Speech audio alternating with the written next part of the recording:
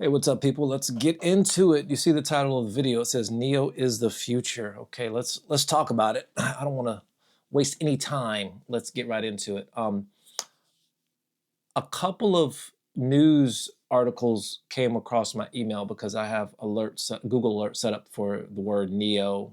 Whenever something happens with Nio coming across the internet, I get a Google alert about it. Okay, so this week, the week of November, I don't know, week of November 9th, I think was Sunday, 10, 11, 12, 13, 14, yeah, 10, 11, 12, 13, 14, 9, 10, 11, 12, 13, 14, I don't know.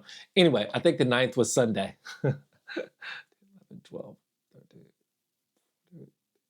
the 10th was Sunday or something like that. The news that came across the wire, the first thing that came across, both of these things address Nio's, one of the main complaints of Nio shareholders, which is that Nio burns a lot of cash building out these swap stations. Okay, what is a swap station? It's a station that basically takes the battery out of an electric car, puts a new battery in it. Okay, so they do something called swapping. In addition to being able to charge your vehicle, you can swap the battery. Okay, which is crazy, which is cool, crazy cool. A couple other companies have tried it in the past. An Israeli company called Better Place, they went bankrupt. Tesla tried to do it in the past. They said it's too expensive and people really don't want it. And rightfully so. Okay, I mean, they said they did the research. I personally don't think they looked into it as deeply as they could have, but it is expensive to do, to get the infrastructure set up to do it. And also, there's another company called Ample that's doing it right now.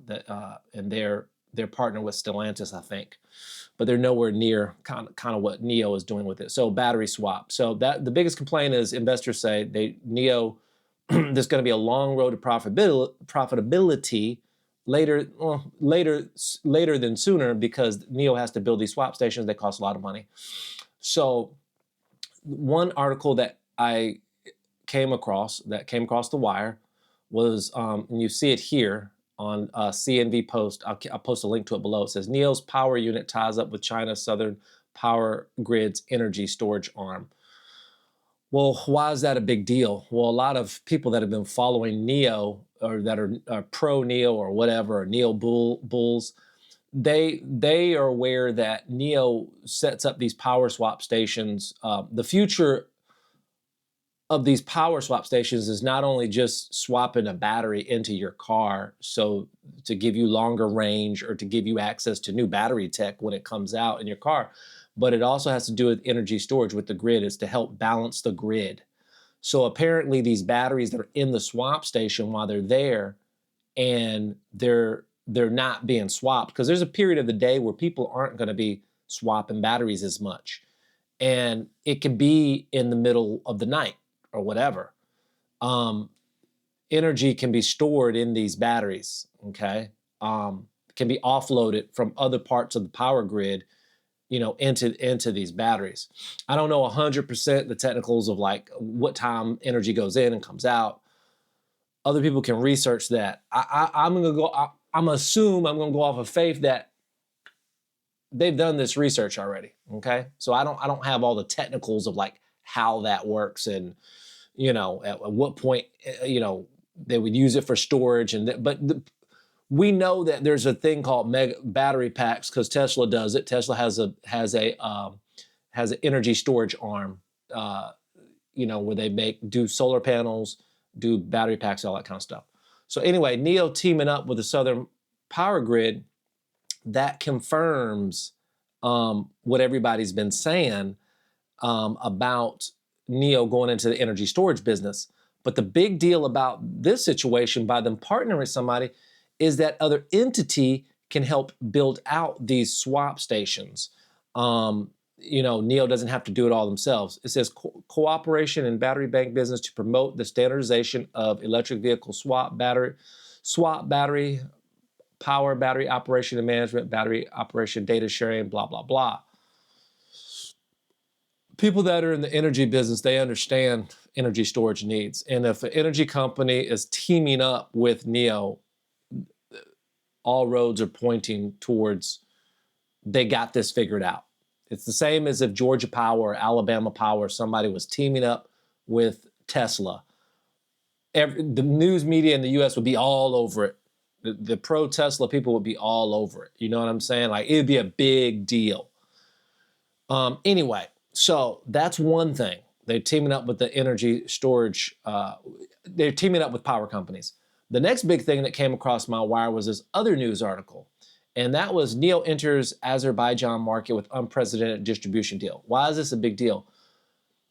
From reading this article, it's going to tell you that normally Nio did like a direct sales thing model, whereas in Azerbaijan, the country of Azerbaijan, they're now doing a dealership type model.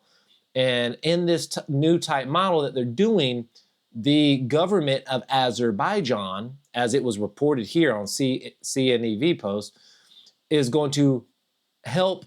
It not only help, it clearly says in here they're going to build the swap stations. Under Nio's guidelines, Green Car, who's a company in Azerbaijan, will launch localized operations for productions, service, and community, and invest in and build Nio's local sales and service networks, including charging and swapping facilities. This is huge because, again, the biggest complaint about Nio has been, hey, they burn a lot of cash. People call it cash burn. That's what the bears say. The bulls say, no, they're invested in infrastructure, blah, blah, blah. But it doesn't matter either way. They are apparently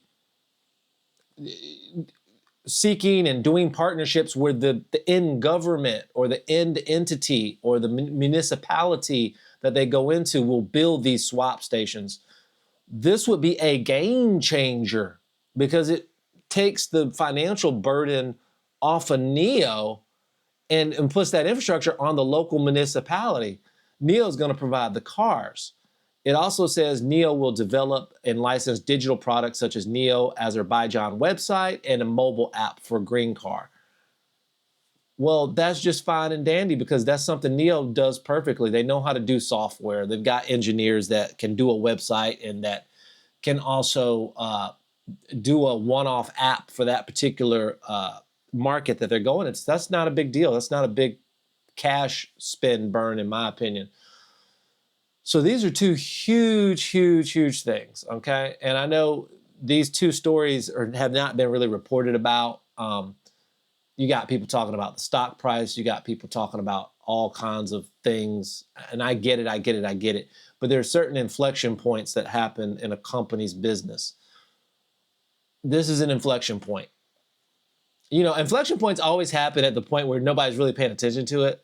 First of all, people in America, we're really focused on our election. You know, Trump just took office again. No matter how you feel about it, we got a lot on our plate that we're focused on, things that are happening in this country.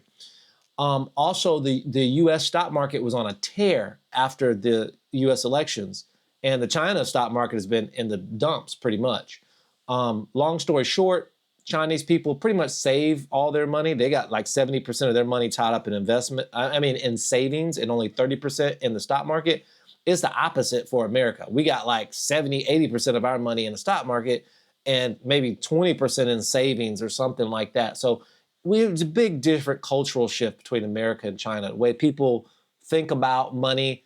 China still knows what it means to be broke. So a lot of their people, they save. They save for a rainy day, okay? So that's the biggest thing I see with China's economy is it's hard getting people to pull some of that. I think they say they have 17 trillion in savings, I think. You can Google it, look it up.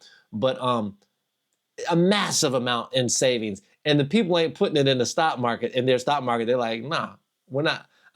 I'm saving for a rainy day. So that's one. If they start being consumers like we are, and they start putting money in their stock market, their economy would obliterate. It's already doing pretty good, but it would be insanity. But so the two big things, Nio's doing deals with energy companies, and they're doing deals with municipalities, local governments, other entities to build these swap stations.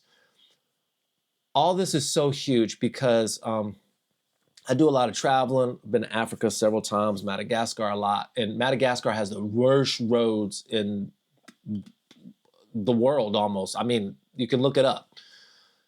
Also, their power grid infrastructure is very not good. They get a lot of power cuts during the day. I was telling a friend that it would be cool if they could have electric cars in Madagascar, and he was saying that no, it's not going to happen because they have power cuts. They don't even have the power grid to support it. I beg to differ. I think that this model that Nio is looking at, and it says in this article, with the power grid article, which I'll link in the bottom, they're going to use solar panels with the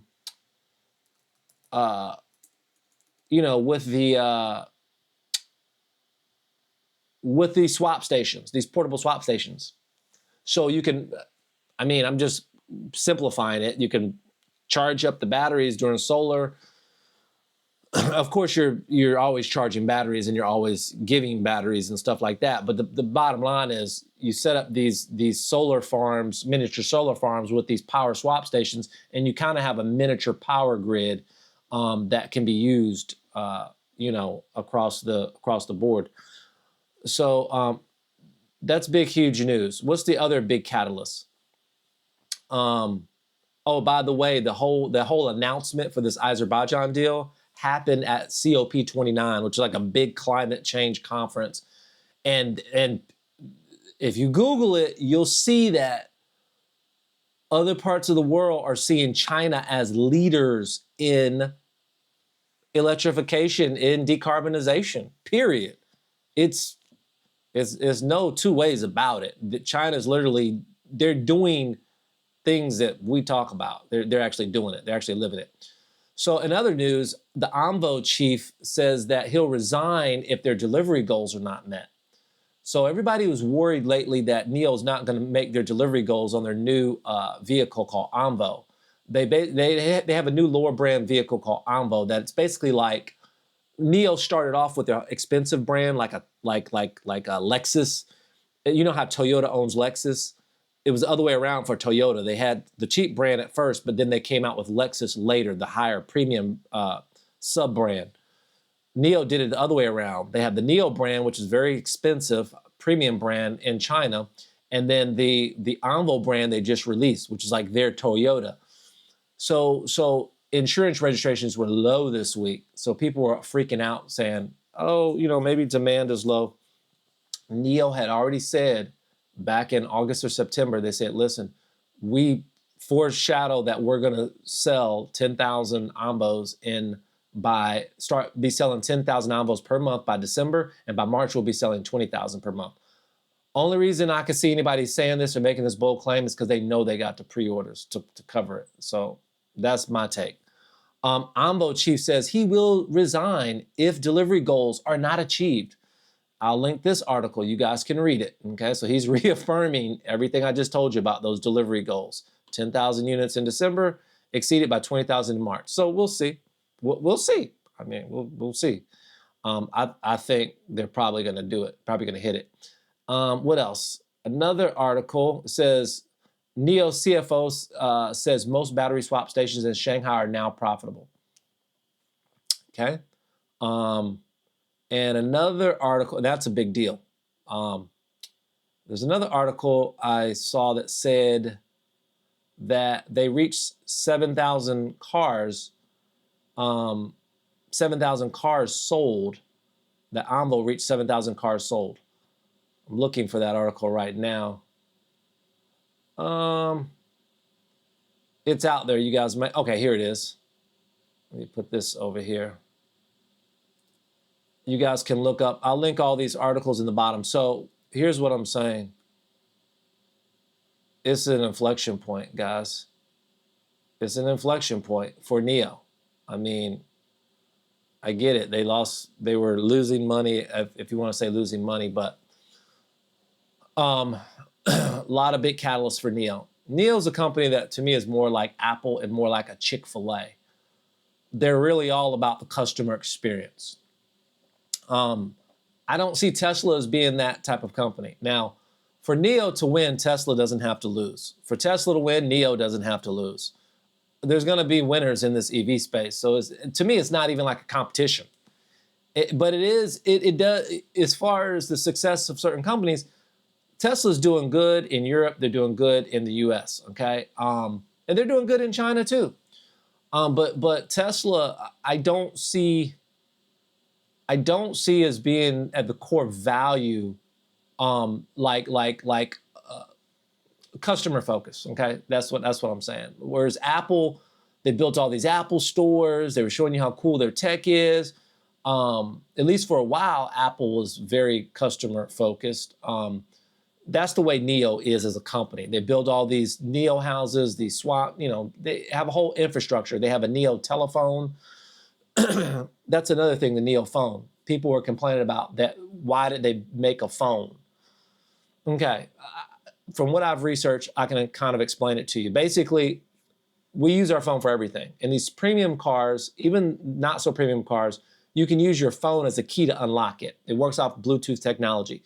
Basically, long story short, a few years ago, Apple decided to turn off a feature that would allow this to happen. They have control over it. The person that makes the phone has control over the feature. So when they turned it off, it messed up. Nio users couldn't do it, couldn't use it as a key. Nio saw back then that, oh, this is going to be an issue. If the phone maker turns off this functionality, we're screwed. That's why they had to come out with their own phone, or at least own the IP and the technology that makes all this happen. They need it end to end because everybody uses their phone for everything. So Nio is planning to be such a big company. They need to do all these things. Xiaomi is a phone company and they make a car. Huawei makes phones and they make a car. So the big boys know they're going to need to control end to end the whole platform. So yeah, it's a big deal. A lot of catalysts for Nio. That's my take on it. There's probably more to say that I'm kind of forgetting about, but those are the big things. That's why I think that it may take a year for all this to play out and smoke to clear, all this to whatever. But, one more thing. Every time the U.S. places sanctions on China about something, like they say, hey, you can't sell your Huawei can't sell computers in the U.S. or whatever, China, it forces them to go back and to look elsewhere and to do other things. And China's dependence on the U.S. is getting so low that it's going to get to a point to where the U.S. is like, you can't sell. It's not going to matter that China sells anything to the U.S. Like, there's a very low percentage of their GDP, but we need all their goods to come here. So it's a lose-lose for us. You could place tariffs, you could stop them from selling. It's either going to make our products more expensive or it's going to limit the products we can get here, period. So watch it play out, people. That's what's going to happen. That's about it. That's about all I have to say about it. But I think Nio, they're going to quietly, they're going to be forced like Huawei to look in other areas to grow, and they're going to grow regardless. They're going to grow regardless, with or without the U.S. And people are going to look back and be like, wow, like the whole developing world will decarbonize faster than I think way faster than the U.S. Watch it happen. The developing world will decarbonize. They will embrace electrical vehicles, tuk-tuks in Thailand and Kenya and Madagascar. They'll end up with electric tuk-tuks faster. That's my opinion. So we'll see what happens. But look at those catalysts that I just mentioned. And yeah, that also, I made a video the other day. Should I buy another 1,000 shares of Nio? Like 2 days ago, I made the video. Or should I sell some shares now? Here's the video. It was, should I sell half my Nio stock? I ended up buying 1,000 more shares after I saw that news, the Azerbaijan news. To me, it's a no-brainer. Sometimes in life you have like a moment of clarity, and we can't see the future. I can't see the future. I don't know what's going to happen. But looking back, I saw all those things happening to Apple. I saw it in slow motion, and I didn't know how big it was gonna be, you know? I just knew they were a good company. It's like Chick-fil-A. If Chick-fil-A comes out with a stock tomorrow, anybody in America that knows anything is gonna buy that stock. Chick-fil-A prints money, okay? So, because they're customer focused, okay? They're customers focused. Nio's customer focused. So, Nio's got all the hallmarks of a great company, customer focused, great products. They kind of just need to get to profitability. I get that point. But from what I see, they're about to do that in a huge way. Yeah, this is just my opinion. Again, hindsight's 20/20. Their stock is in the dumps right now. It shot up a little bit a couple months ago, but now it's back in the $4 range, which is crazy. Their stock is priced below, like, it's 0.99 times earnings. Most tech stocks and things, they'll trade anywhere 3 to 5 times earnings. Even what's the other? Lucid travels at trades at 2 times earnings. I think Rivian trades at 3 times earnings or something. Nio stock should easily be where Rivian stock is, $10 a share at least, but it's not. It's not. It trades at $4 and something. It's kind of crazy. Yeah, American stock market, China stock market is tale of two cities.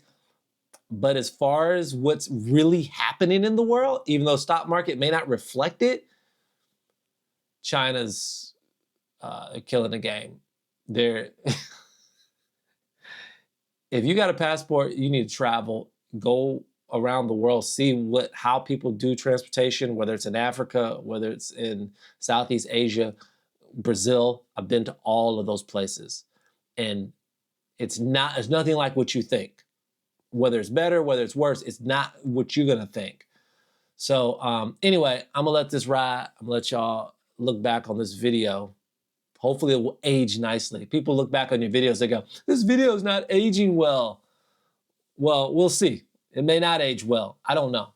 But I know factually what's happening right now. This is an inflection point. November 16th, 2024. There might be some people that look back in a few years, they go, damn, I should have bought that Nio stock at $4 and something a share. Again, this is not financial advice. This is not relationship advice. This is not, I don't know, this is not musical advice. This is not Miami Vice. This is not any kind of vice. This is just a rambling person talking into the ether. But Nio, wow. All right, peace out.